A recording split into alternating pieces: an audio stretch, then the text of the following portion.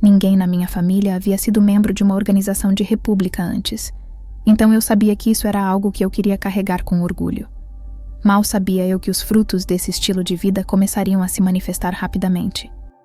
Meu consumo de álcool aumentou muito, meu uso de ilícitos também, e a fornicação se tornou mais frequente. Estar em um campus universitário, onde esse ambiente é predominante, só intensificava isso. Estávamos sempre procurando a próxima festa, o próximo bar, o próximo encontro, sempre querendo estar com esses caras. Para algo que deveria ser baseado no cristianismo, estávamos fazendo muitas coisas não cristãs.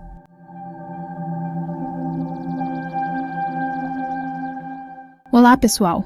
Hoje vamos contar um testemunho real de mudança de vida em Cristo. Se você tem uma história de vida inspiradora que gostaria de compartilhar, queremos ouvi-la. Estamos sempre em busca de testemunhos que possam tocar e motivar a vida de todos.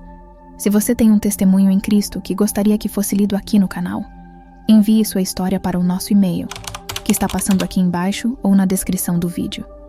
Mal podemos esperar para ouvir suas histórias incríveis e compartilhar com nossa comunidade. Obrigada por fazer parte da nossa família. Agora vamos ao testemunho de hoje.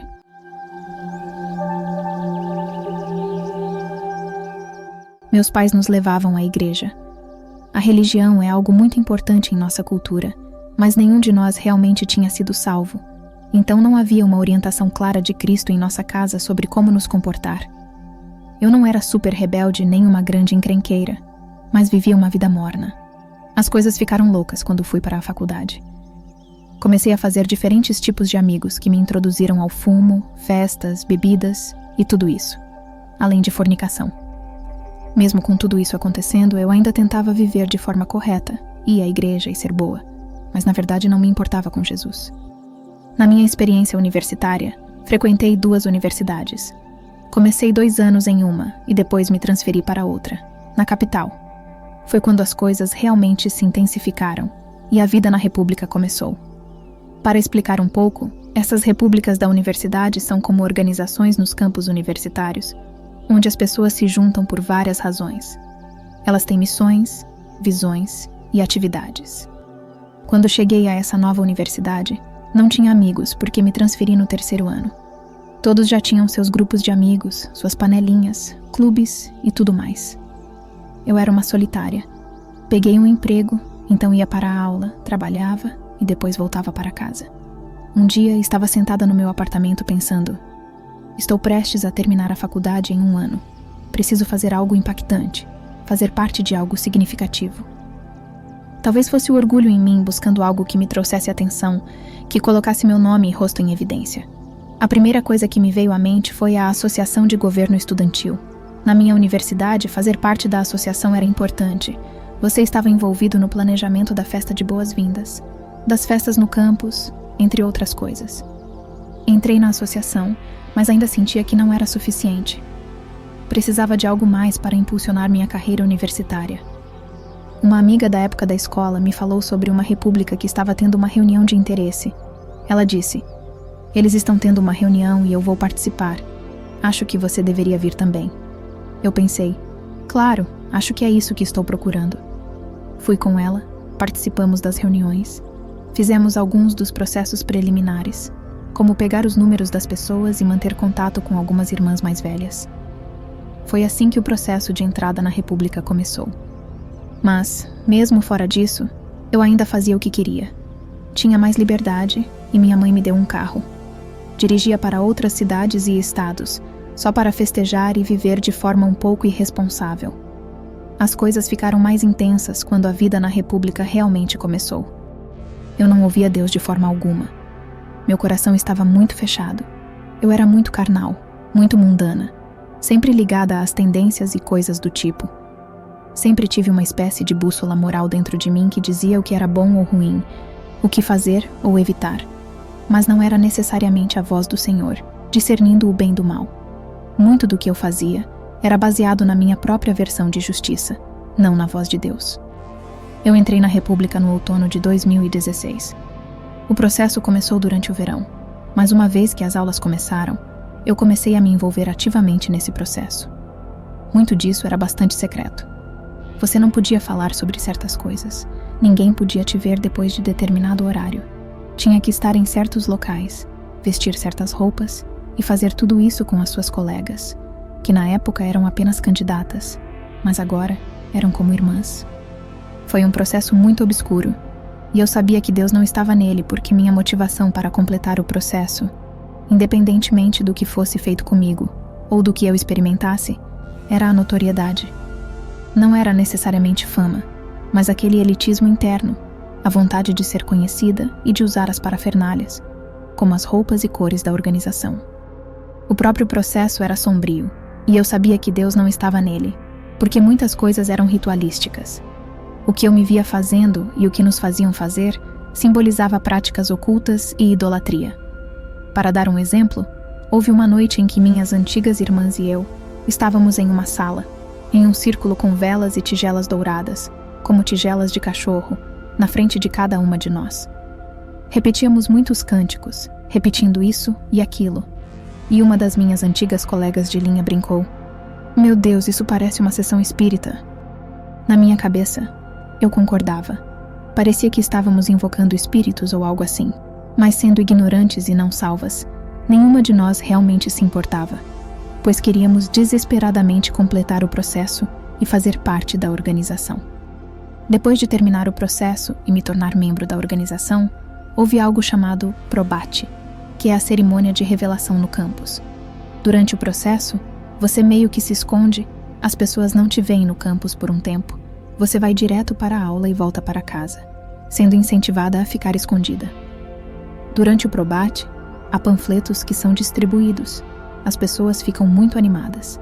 E o que acontece é que as irmãs mais velhas da organização revelam quem são os novos membros, ou as novas irmãs, as neos, que são os neófitos, ou seja, alguém que é recém-membro da organização.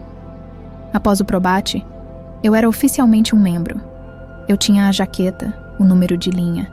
Tinha cerca de 13 colegas de linha. Na época foi muito comemorativo. As pessoas me parabenizavam, e eu sentia que tinha realizado algo grande. Ninguém na minha família havia sido membro de uma organização de república antes, então eu sabia que isso era algo que eu queria carregar com orgulho. Mal sabia eu que os frutos desse estilo de vida começariam a se manifestar rapidamente. Meu consumo de álcool aumentou muito, meu uso de ilícitos também, e a fornicação se tornou mais frequente. Estar em um campus universitário, onde esse ambiente é predominante, só intensificava isso. Estávamos sempre procurando a próxima festa, o próximo bar, o próximo encontro, sempre querendo estar com esses caras.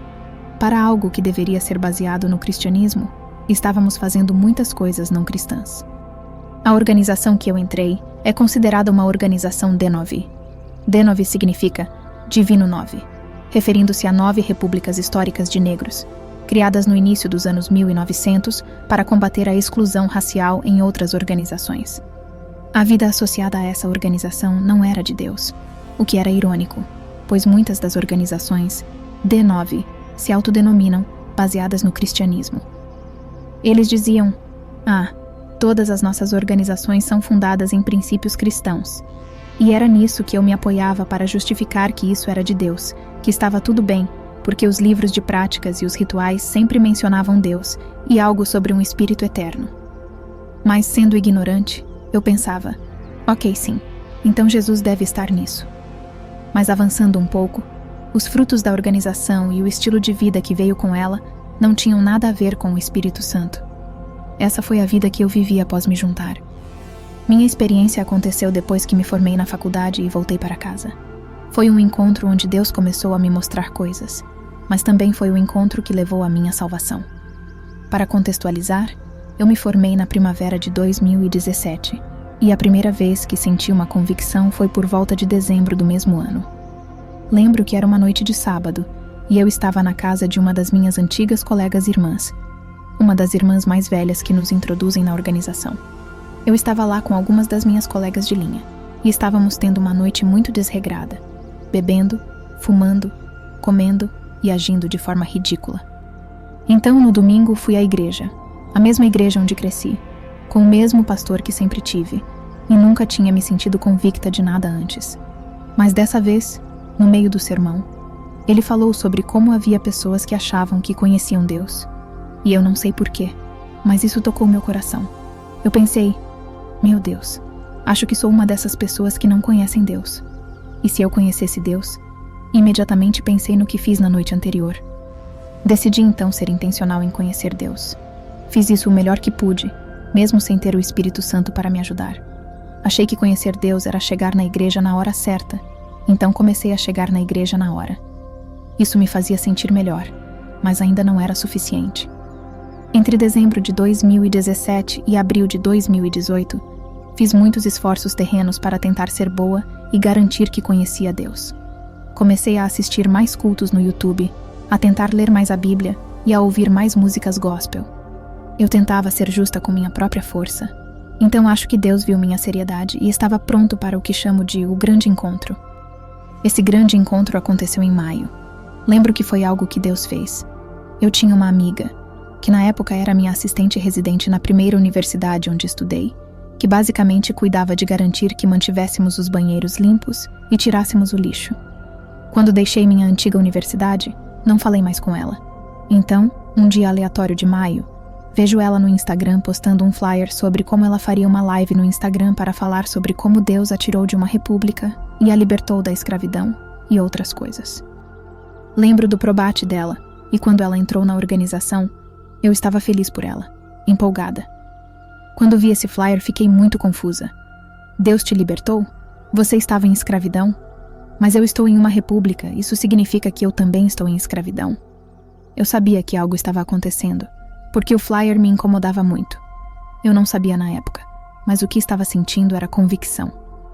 Meu coração ficava nervoso, e eu passava rapidamente pelo flyer, tentando voltar ao normal. Ela compartilhou esse post no Instagram por mais de uma semana, e o flyer era muito interessante para mim porque tinha a imagem de braços de um homem como se estivessem acorrentados, com cordas ao redor, e no flyer as cordas estavam se soltando dos braços. Essa imagem continuava me chamando a atenção, e eu pensava, não pode ser que eu esteja em escravidão. Esse flyer realmente está me incomodando. Era literalmente todo dia, de segunda a sábado, que eu via o flyer. Isso começou a me deixar com raiva, porque eu pensava, me deixe em paz, mas ao mesmo tempo eu tentava ignorar, pensando, eu não vou assistir a essa live no Instagram, talvez ela só tenha tido uma experiência ruim. No sábado, ela divulgou a data e o horário da live. Vou estar ao vivo no domingo às 19 horas para compartilhar minha história. Pensei, ok, ela vai estar ao vivo às 19 horas, então vou dormir às 19 horas para não ficar tentada a assistir. Fiz isso, e acordei por volta das 21 ou 22 horas, aliviada porque, pelo que eu sabia, o Instagram ainda não tinha a função de salvar a live. Achei que estaria deletada e acabada. Mas para minha surpresa, quando acordei, eles tinham feito a atualização enquanto eu dormia, permitindo salvar as lives. Fui para o Instagram, e a live dela era a primeira coisa que eu vi. Senti aquela pressão novamente, mas ainda mais forte. Acho que foi a primeira vez que ouvi a voz de Deus, mas na época eu chamava de a voz, porque não sabia que era Deus. A voz continuava me dizendo para assistir ao vídeo, e eu respondia, não, eu não quero assistir. E a voz insistia, assista ao vídeo. Eu, sem saber com quem estava falando, dizia, não, eu não quero assistir, por favor. Eventualmente, depois de lutar internamente, cedi e fui assistir ao vídeo, mas o vídeo ficava travando.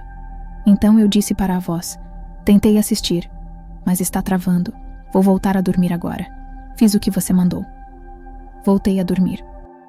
Por volta das 3 da manhã, senti como se uma mão apertasse meu coração. Pulei da cama, pensando que estava tendo um ataque cardíaco ou que estava morrendo.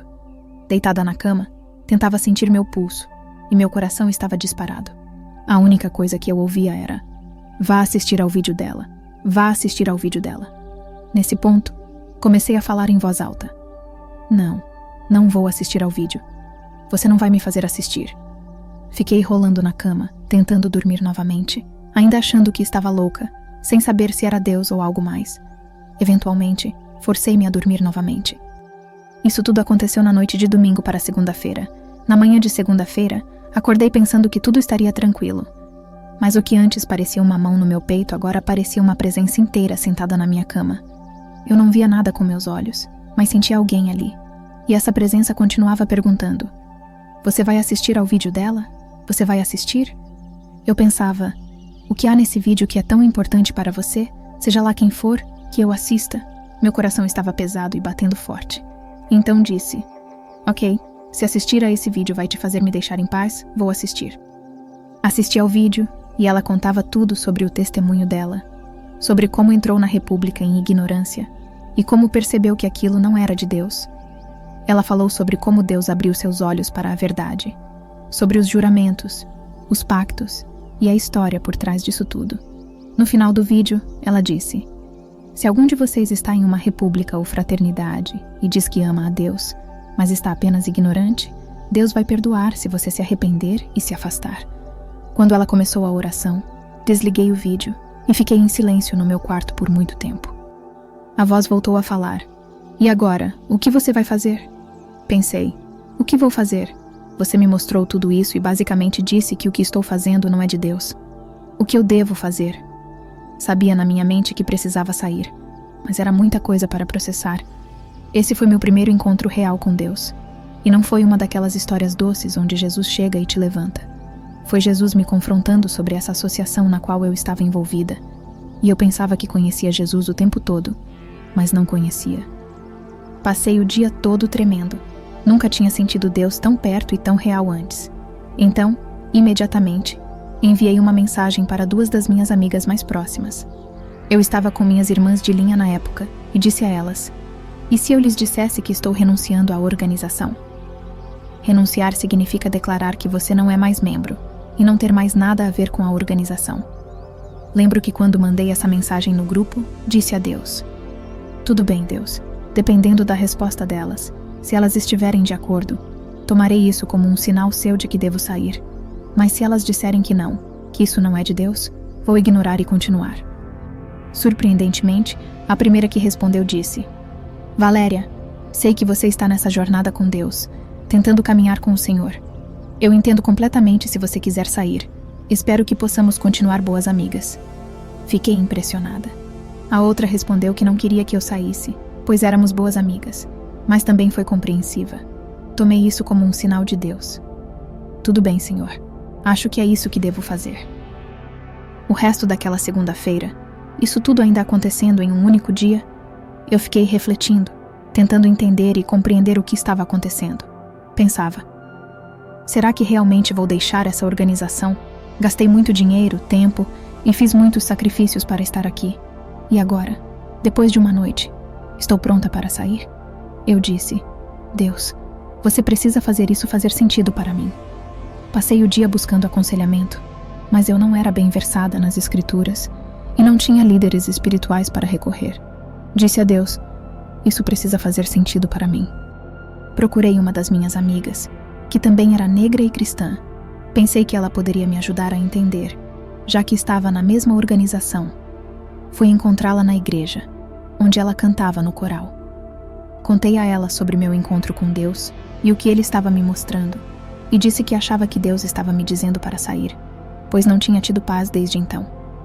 Perguntei se eu estava louca ou fora de mim, e pedi seu conselho. Enquanto ela começava a falar e se justificar, de repente, eu não conseguia mais ouvi-la. Estávamos lado a lado e pensei, Deus, por que não consigo ouvi-la? Então, Deus começou a falar comigo e disse, não a ouça, porque ela também foi enganada. Fiquei chocada. Pensei, Deus, você me seguiu até aqui. Eu vim buscar conselho e você me disse para não ouvi-la. Naquele momento, soube que só tinha Deus. Ele não estava permitindo que eu tivesse paz com o conselho de ninguém que me dissesse para ficar. As pessoas me perguntavam, Valéria, você tem certeza de que não está exagerando? E eu pensava, só tenho paz com o que essa voz, que agora sei que é Deus, está me dizendo para fazer. A voz que ouvia não era audível, mas tão nítida internamente que poderia ter sido audível. Se fosse audível, eu provavelmente teria ficado muito assustada. Era uma voz tão clara por dentro, que eu sabia que não podia ser minha, pois eu queria ficar, mas a voz continuava dizendo, não, você não pode ficar, estou te chamando para fora. Depois de sair do encontro com a menina na igreja, voltei para casa e encontrei minha irmã mais nova. Contei a ela, você não vai acreditar no que aconteceu hoje. Minha irmã não era salva na época, mas aprendi que é preciso ser cautelosa com o conselho que recebemos, mesmo de pessoas próximas. Nem todo conselho que parece fazer sentido vem de Deus. Minha irmã me disse algo como: talvez o que você está fazendo é adotar as convicções de outra pessoa. Isso provavelmente nem é você, Valéria. Você estava bem na organização antes de assistir ao vídeo. Isso é apenas a convicção de outra pessoa. Por um momento senti paz e pensei: você tem razão. Estou tão feliz. Amo minha irmã. Muito obrigada. Mas então a paz desapareceu e eu fiquei pensando: por que a paz se foi? Sabia que Deus estava dizendo que aquilo não era verdade. Fui para a cozinha e comecei a andar de um lado para o outro pensando: não vou viver mais assim. Vou acabar com isso hoje. Vou sair. Tudo bem, vou embora. Mas então, comecei a ponderar. O que vou perder se sair? Gastei todo esse dinheiro, tempo, fiz sacrifícios para estar aqui. Estou tentando pesar os prós e contras, perder amigos, isso, aquilo. Mas o que tenho a ganhar? Estava nesse dilema na cozinha, quando o Espírito Santo interrompeu meus pensamentos e disse: o que você tem a perder? Parei e pensei: o que eu tenho a perder? Nesse momento, tudo o que eu pensava ser valioso na organização e que vinha com aquele estilo de vida se tornou insignificante. De repente, esse peso foi embora e senti uma alegria imensa. Achei que o que estava prestes a fazer era algo pesado e difícil, mas quando Deus perguntou o que eu tinha a perder, tudo o que parecia importante se desfez como vapor. Isso tornou muito mais fácil renunciar. Voltei ao Instagram e assisti a live que a garota fez, para ver a oração de renúncia no final. Fui ao porão da casa da minha mãe para fazer a oração. Quando terminei, comecei a chorar compulsivamente, como se alguém tivesse morrido. Sentia como se estivesse de luto por alguém amado. Eu repetia: Senhor, me desculpe. Deus, me perdoe. Não sabia exatamente pelo que estava me desculpando, mas algo dentro de mim sabia que o que eu fazia não agradava a Deus. Após cerca de 1 hora chorando e pedindo desculpas, levantei-me e senti uma leveza, uma sensação de liberdade. Não sei o que aconteceu naquele momento de oração e choro, mas quando me levantei, senti-me livre.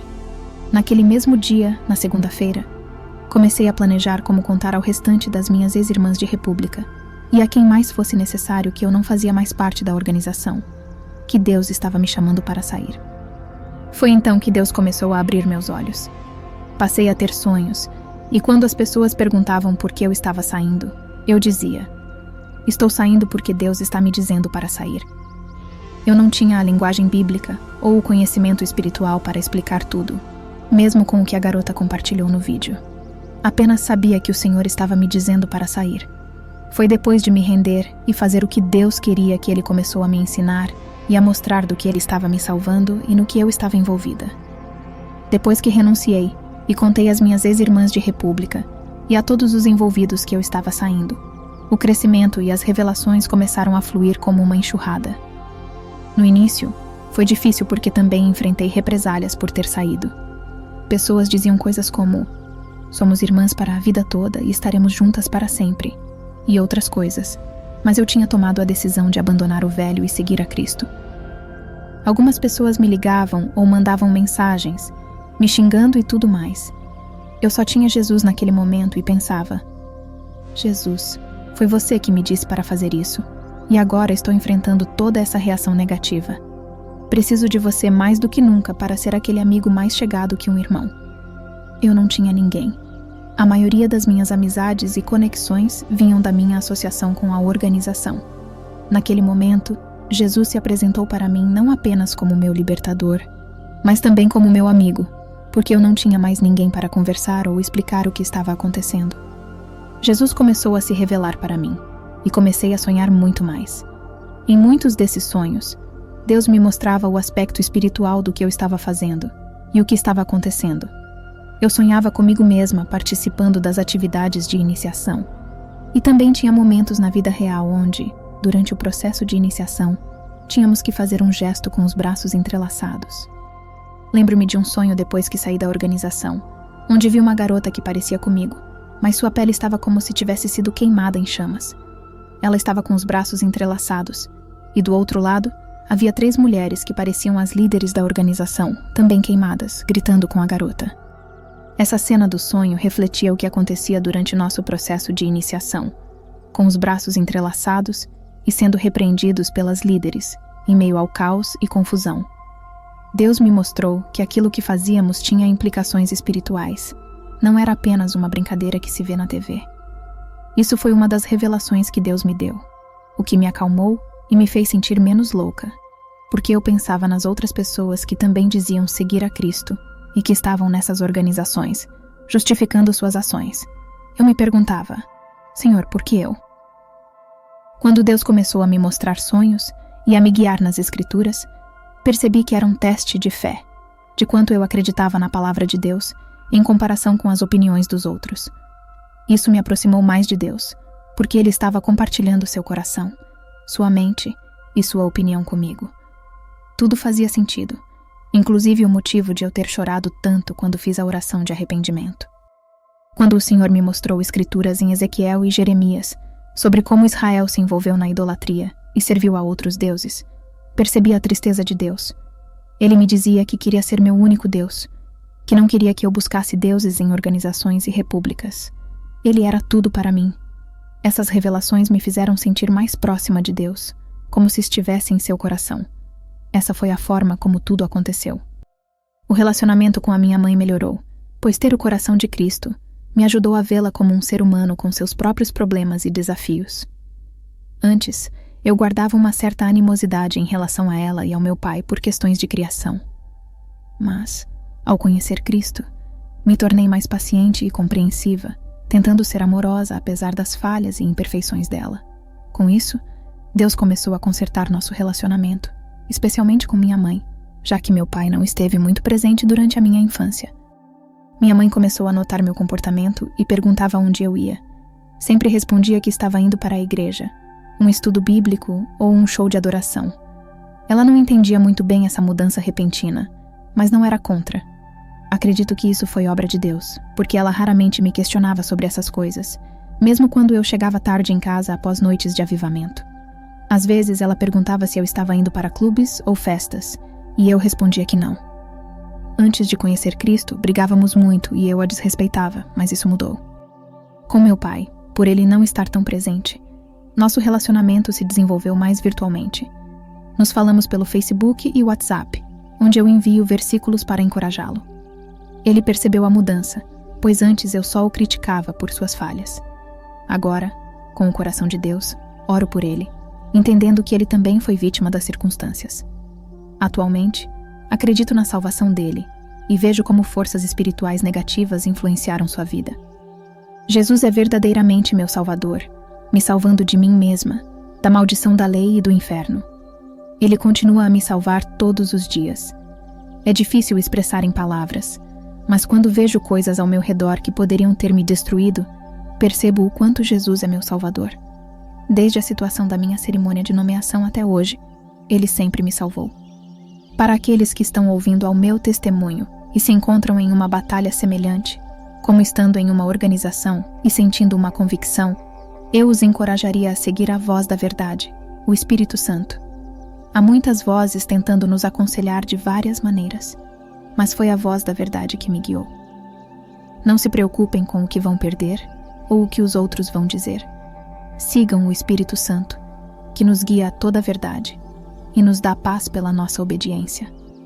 Para aqueles que têm amigos em uma organização e não sabem da escuridão por trás dessa vida, eu diria para orarem.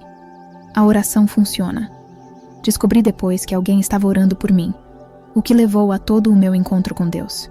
Encorajo-os a orar para que Deus abra os olhos dos seus amigos e se tornem intercessores por eles. O Senhor responderá e honrará essas orações, e vocês verão uma mudança no coração dos seus amigos em relação à organização. Por fim, gostaria de dizer que as coisas deste mundo são muito temporárias. Toda a glória e beleza prometidas são vãs e passageiras. As únicas coisas que realmente importam são as do reino dos céus, que são eternas. É nisso que devemos focar nossos esforços.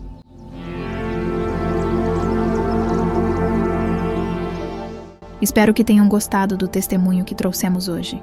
E, se você ainda não é inscrito em nosso canal, clique no botão de inscrição e faça parte da nossa comunidade. Não se esqueça também de comentar, deixar o like e clicar no sininho de notificações. A sua presença e participação aqui é muito importante para nós. Que a presença de Deus seja uma constante em sua vida, trazendo bênçãos, alegria e amor.